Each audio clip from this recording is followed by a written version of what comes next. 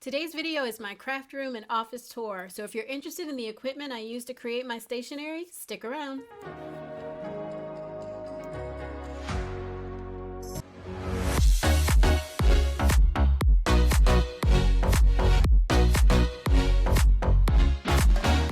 What's up, y'all? Welcome back to another video. So today's video is going to be a little bit different. I am just doing a quick office tour.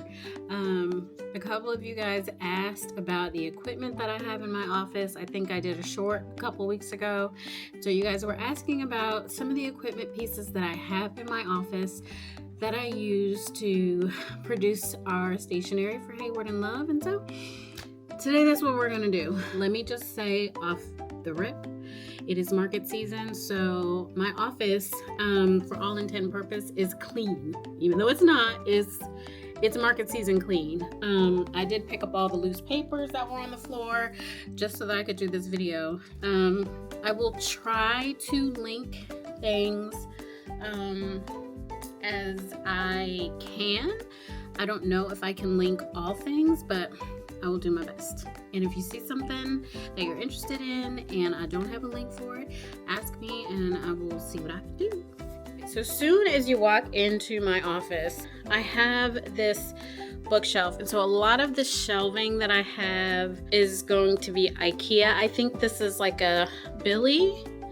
I think this might be a Billy bookshelf. So what I have on it are some of my books and notebooks and things from when I was consulting. That is my mom's Bible. So this is just kind of extra storage or just a couple of tchotchkes that I have in my office. Here is my actual desk, my laptop. I have this little heater here. I have my mic and stand. It's the Yeti mic, it's the blue Yeti mic, and stand. My daughter got me for Christmas. I love this stand because when I do record videos up here, I can just kind of swing it around. Like I said, my laptop, my docking is here, so I have everything plugged into that. And then this is my little cup warmer, because y'all know I will have coffee somewhere. This is just a wired gaming mouse. I do have some Bluetooth mice and keyboards that I use frequently, but I kind of like the speed of this one a little bit better. That is my external storage, and I have a bunch of external storage for videos and stuff. My Anchor Bluetooth speaker, conference speaker. I have had this for years. I don't even know if Anchor sells this one anymore. They have probably updated it. Then these are my the girls, my HP monitors. They're 24 inches. I like them. I like the color quality, although I feel like one has a different color setting. It just varies slightly off from the other one, but because I look at them all the time, I can tell. I did get these like dual monitor arms from Amazon. We'll try to link that if I can find it, but you can find those. You can find a variation of them. This is my optical webcam. Let's see. My desk is actually, this is a butcher block countertop from IKEA, and it's not even attached to these cabinets. I think these are the Alex cabinets, and so we have two of them, and the countertop just sits on top of it, and it's so heavy that once it's on there, it does not move.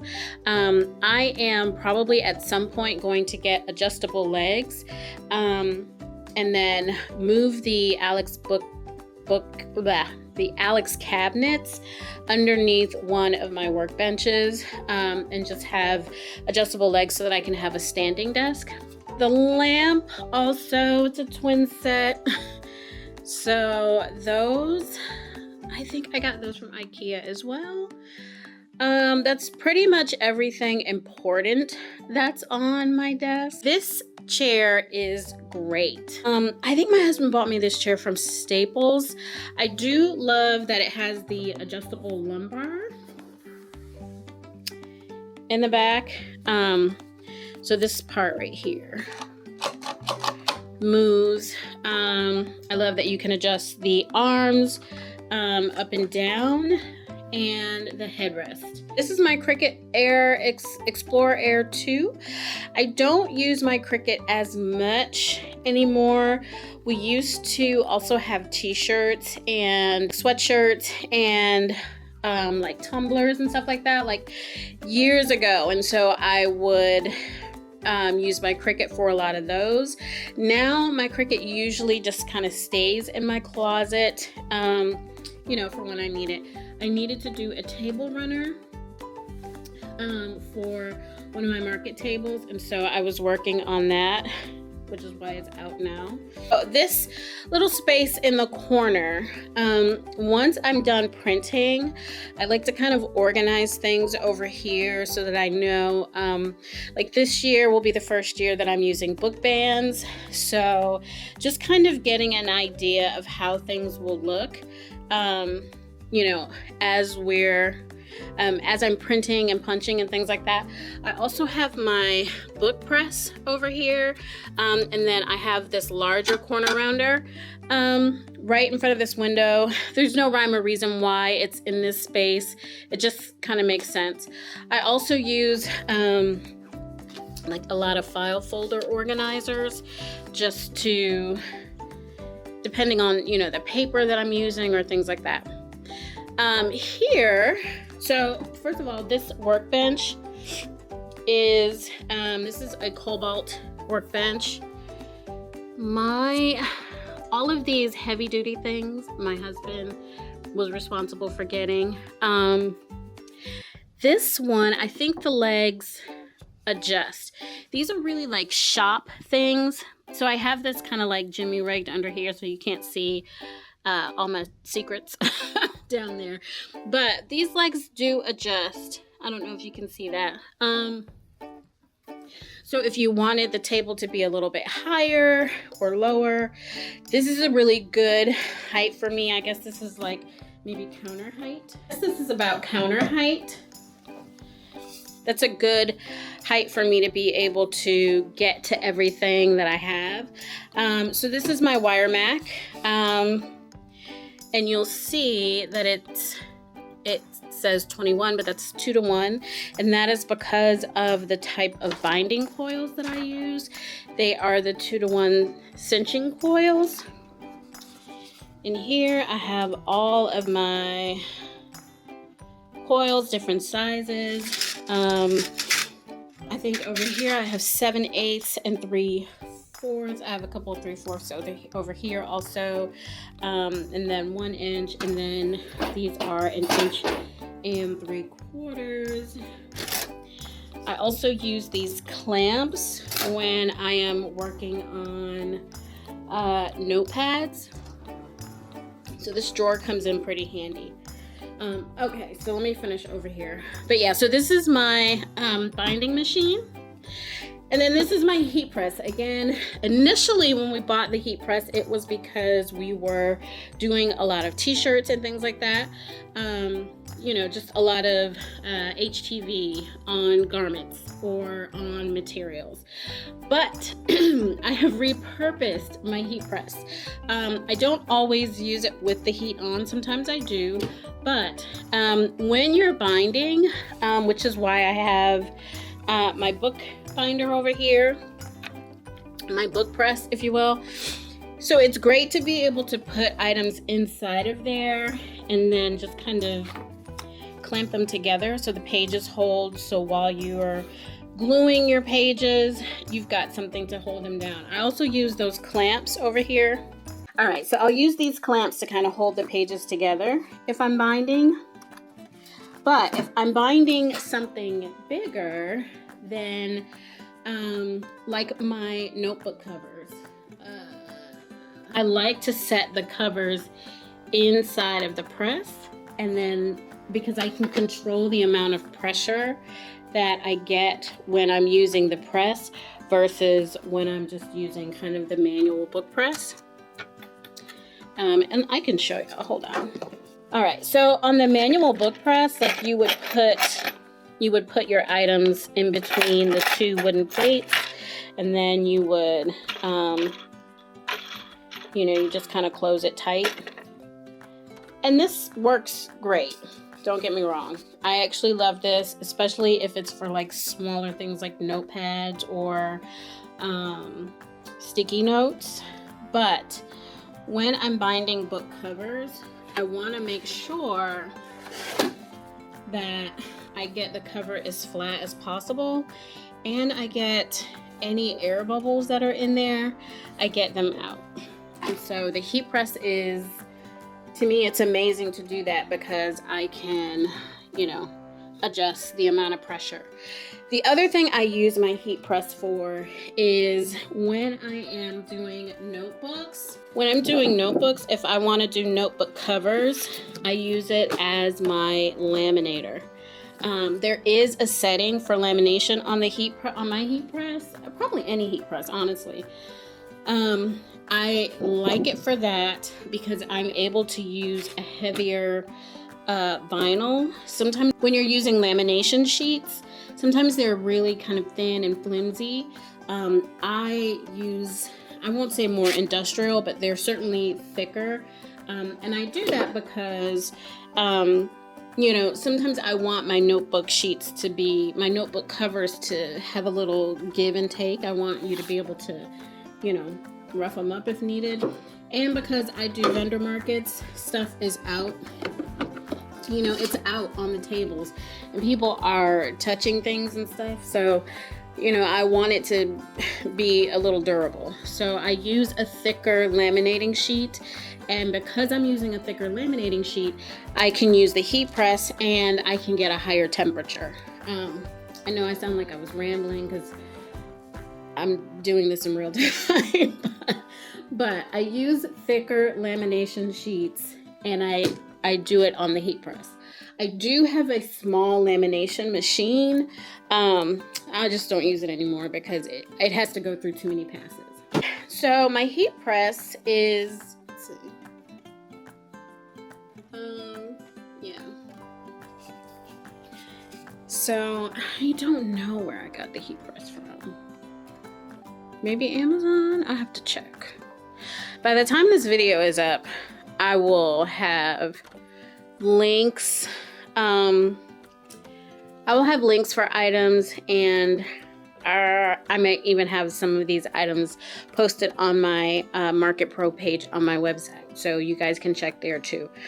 I do love this heat press because of how hot it gets, and again, the amount of pressure that I can get. There are probably some, and this one wasn't really expensive, so it worked for me, and it's not really big. It doesn't take up a lot of space.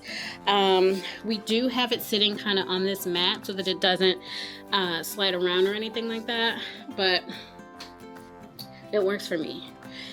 I have a bunch of these. I have a bunch of these like micro cloths. You see this one has ink, and you'll see that in my printer closet.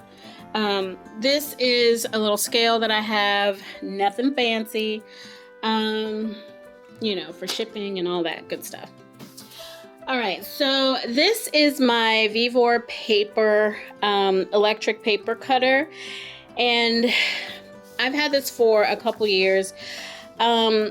I have seen like on their reviews that people have mixed feelings about it. And the reason that people do, it's because of the bar. You have to kind of take a second step and make sure that the paper is level. Because the bar has these little grooves, so your paper may or may not sit straight in there. And with this printer, or with this paper cutter, you need to cut a minimum of pages. Like you can't cut, it won't cut like 5 sheets of paper, right? Like this is for like book cutting. So you need to have like a good stack of paper. I don't know like what the number is, but I would say you definitely need at least, I'm gonna say at least 50 pages or more for it to cut effectively. It's not like a one and done. For that, maybe you should get like a smaller manual cutter, or like a what do you call it, like a guillotine. This I actually love this. I do need to get my blade sharpened. This is manual. The blade is electric,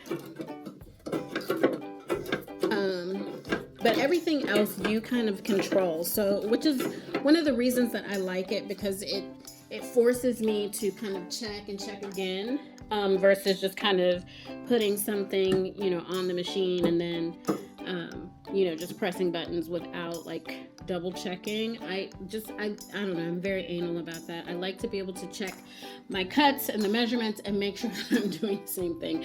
So I have like notes with my measurements up there, and then, I have all these markings on here. With my cuts, and honestly my cuts don't really change, but if I am like testing out if I'm testing out a new notepad or something, a new product size, I do play around with cuts more often. But the power buttons are over here. So there's one for the blade, and then there's one for the sensor, and then you always need to reset it before making a new cut, or it will beep incessantly. And then in order to drop the blade, you've got to press both of these buttons at the same time. And on the camera, this is a bright red button, but on the camera, okay, it kind of gives off a little yellow. There's no yellow on there. But yeah, so that is my paper cutter. I do use manual paper cutters also. I have two of these that I use. I use these quite often. Anytime I'm making something, I'm probably using these as well. And then I'm also using these. Now, these are fabric shears. The reason that I love these is because the blade is so long, and I feel like for me, I'm able to make a straighter cut because I don't have to cut as often. Like, I can, I can put my paper all the way in the blade and cut once or twice, versus because I have a shorter blade, I'm like constantly cutting like that. To me, that's just more room for error. And I'm really good at maybe cutting twice. You know what I mean? Hopefully that makes sense. So yeah, I do a lot of my own covers, so that means I usually print them first. Or if I am using like decorative cardstock, I will cut it and then I glue. So I like I've tried a lot of different glues for making covers. This is a cover that I printed. I don't have a cover but say I use like decorative cardstock. It doesn't really matter how thick the cardstock is because it's going to end up like this.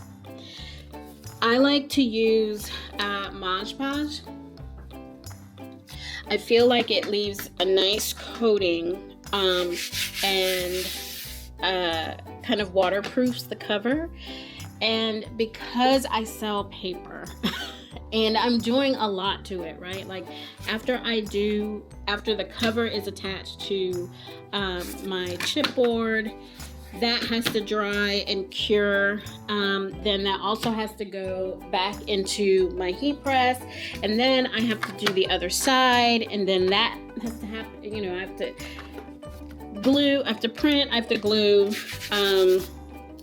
I attach it to the chipboard. It goes into the, I can't get my thoughts together. It goes into my heat press. And then once that's dried and there are no bubbles and it's flat, then I have to do the other side. And then that has to go through the process of drying and flattening. And then I have to cover it in the Mage. And then it has to dry and then I put it back. So one cover goes through a couple of different iterations. So I used to use the E6000. And I still use E6000 for stuff, but I don't use it for my covers anymore because, again, we do vendor markets. And so the E6000 will, if it's really warm outside, it'll start to pull away. Mage does not pull away. It doesn't buckle. It doesn't do anything. And I've done, we do a wine festival. We do a wine festival. We've had people drink, spill stuff on the table. The wonderful part about the Mage is it's completely waterproof. So I like that product better. I have tried the E6000. I have tried different versions of Palmer's, right? Elmer's, not Palmer's. Palmer's is cocoa butter. I have done hot glue gun. All of those for me had, I have mixed feelings. Hot glue gun for sure. It will, once it starts to cool, if you don't get all the bubbles out, if you don't kind of level it out before it cools, then to me the cover is ruined. I want my covers to feel smooth. I don't want them to feel like lumpy or anything. So hot glue gun is out for me. Again, the E6000. And the other thing about the E6000 is because it's very caustic, when you put it in, when you press it down with either the book press or the heat press, the E6000, you see it through the paper. Like it pulls from the chipboard and it will bleed through. So then you have like the paper dissolving into the glue, and that's not good either. This is another workbench, and this is kind of the taller of the workbenches. Again, you saw in that drawer, I keep all of my binding coils in here, and I keep my clamps in here. There's another microfiber towel in there. This is the workbench that I use for construction. If you see, it's got all kinds of glue and stuff all over it. But I like to use this one for construction because it is almost counter height, or this one is more like bar stool height, and this one is more like counter height. So like waist high versus like, chest high almost, for me anyway. So this is a good height to kind of put things together, cut papers and all that good stuff. I like these little foam sponges for applicators. I like these. You can get them in packs of as many as you want. They're, pretty inexpensive. I like them more than using brushes because the fibers. I don't like the fibers getting stuck. And so if you guys use, do any kind of appliques with brushes, glue and things like that, and you use a brush over the sponge, tell me what brush you use and how it works. I always find that, and these aren't the only brushes that I've ever used. I've actually used the brushes that are specific for Mage, and I've used other brushes, and I always find that there are some trace fibers that are left, and I hate that. I hate that so much. Here I've got pens, I've got, scrap paper and all that goodness. I also use these shop rags. They're called white rag, professional white rags. Works like a cloth. Love these for cleanup, even because I get glue everywhere. I get glue, I get ink, printer ink, ink from just stuff, just messy. I love those because unlike regular paper towels, they don't leave fiber. They don't leave like the paper dust, if you will. So this is my printer closet. And so I actually have 2 laser printers. Then I have my Mega Tank. And then I have this old Canon that I've had for a million years. And I think she has just died. So RIP to her. But this is like an old Canon Pixma inkjet. Y'all, the best printer. So hopefully I can get another one. And at this point in time, it's probably like $25. They should not be expensive at all. This is just it's a great printer. And I really, really, really love it. I have more binding coils. Up here I have more binding coils, weeding mats. That is a tumbler press. I've got some stuff in storage. I think the other laminator is up there. Chipboard, which I'm almost out, but it's because I've been printing a lot. This is just a bag of scrap paper. Some labels and stuff. And then like packaging stuff I have up there. Then these are all of our new stickers, and I'm trying to figure out how I'm gonna display them this year. So right now I just have them in here, trying to see how I feel about it. I'm not sure.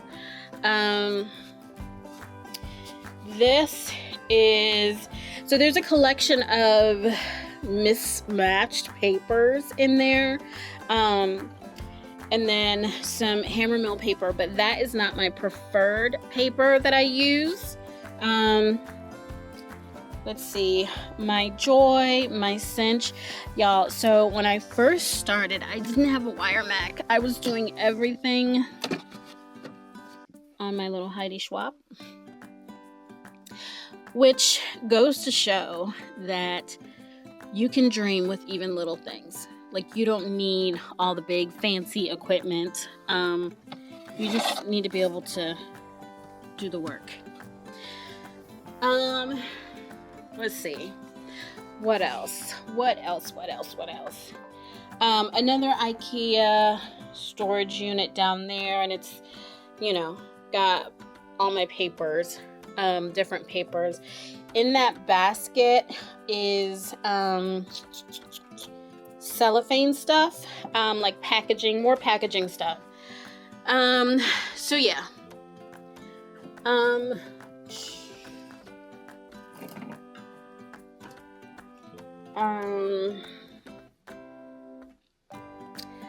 So we still have a couple of accessories. Oh, so in here is all my vinyl stuff. And then I've got like shipping stickers, some cleaning stuff over here. So I do have these towers when we have accessories. They kind of get sorted in there. I don't know what I'm gonna do this year, especially around pens and highlighters. It's been hard for me to get my hands on new things that I like. Yeah, that is my office. It's functional for me. It's very functional for me to just kind of be able to move around in kind of a half circle. Yeah, so that's it. I think that's everything in my office. Like I said, today it looks fairly decent because I did pick up all the papers and stuff off the floor. You see that by this big bag of trash over here. I think for what I do and in a craft space, I think the best additions, my favorite things in here are certainly my workbenches. Just because they enable me to, when I first started, I just had like 2 IKEA desks, like the regular IKEA desk. So these allow me to kind of be able to spread out, and I can stand up, which is great. I don't have to sit all the time. Definitely my paper cutter, but like I said, I do have a guillotine. I just don't use it that often. Yeah, so I use like my guillotine for things like magnets and like post-it notes. You know, things that are small, and I have smaller measurements, so I want something that is kind of less cumbersome. And the big cutter really works for larger, larger measurements and things that have larger pages, or there's a larger number of pages. Let's see. I have the little tiny corner rounders. These are great for like single sheets or when I'm doing greeting cards. This is perfect. And actually I like using this for greeting cards versus using the larger corner rounder. I like using this one for notebooks and things like that, notepads, but this one works, for smaller projects. There is certainly a rhyme and a reason of why I do, why I have weird ways of doing things. It makes sense after trial and error. And production. I am the only person producing. And so for just speed and accuracy, certain things make sense. Certain tools make sense, and certain processes make sense, if you will. All right, so that's everything in my office that I use to create my stationery, all of the equipment, big and little tools. So if there is something that you saw that I didn't spend a lot of time talking about, leave me a note in the comment, ask me any questions that you want within reason, and I will answer them to the best of my ability. Thank you so much for watching. And like I said, this video was going to be a little bit different, so it may feel a little chaotic. I will try to clean it up in the editing, but thanks for watching, and I will talk to y'all later.